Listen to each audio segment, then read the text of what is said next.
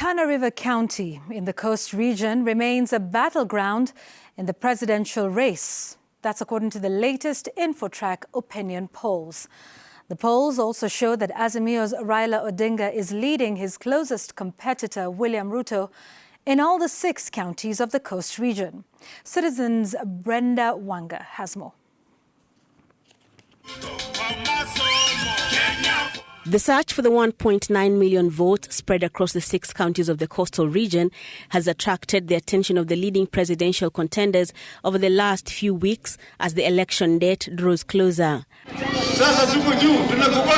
Raila's highest support comes from Mombasa, according to the Infotrak poll conducted over the last 2 weeks.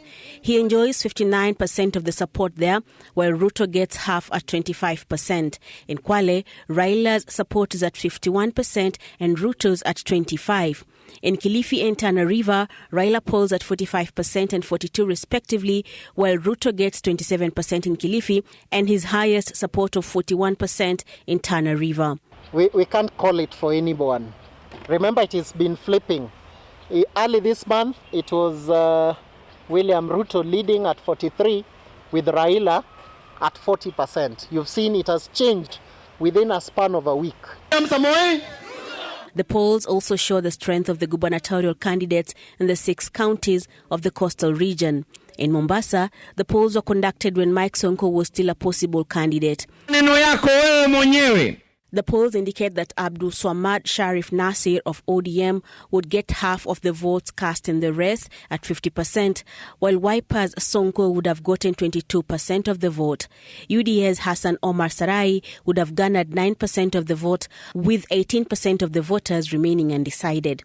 In Kwale County, UDA's Fatuma Achani leads the pack with 31% of the voters' support, while ODM's Hamadi Boga follows with 25%, and Wiper's Chirao Mwakwere comes fourth with 3%.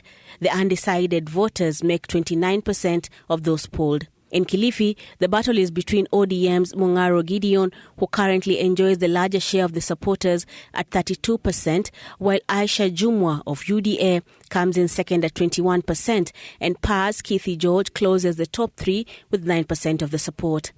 Tana River County voters would vote to re-elect the current governor, Godana Dado, who now enjoys 35% of their support. His closest rival and former governor Dado Tuneya of UDA polled at 18%, while Abdi Nuh is third with 16%, and Ali Wario comes in at 2% of the votes. The rest is tight in Lamu with only 3 points separating the leading 2. Timami Isa, who is at 33%, and Twaha Fahim at 30%. Omar Umrah placed third with 11%, and the undecided voters stand at 24%. The crowded Taita Taveta governor's race shows independent candidate Andrew Mwadime pulling away from the pack with 24% of the support, followed by the incumbent Granton Samboja with 21% and John Murutu at 11%. Those who are yet to make their choice of governor known make up 22% of those polled.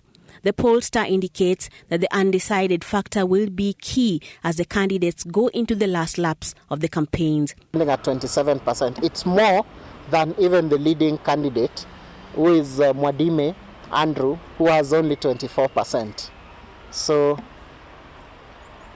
undecided would have been declared as the winner. The voters in the region told the pollsters that they want the leaders seeking elective posts to look into the issues of the high cost of living, access to clean water, unemployment, and infrastructure development. Brenda Wanga, Citizen TV, Nairobi.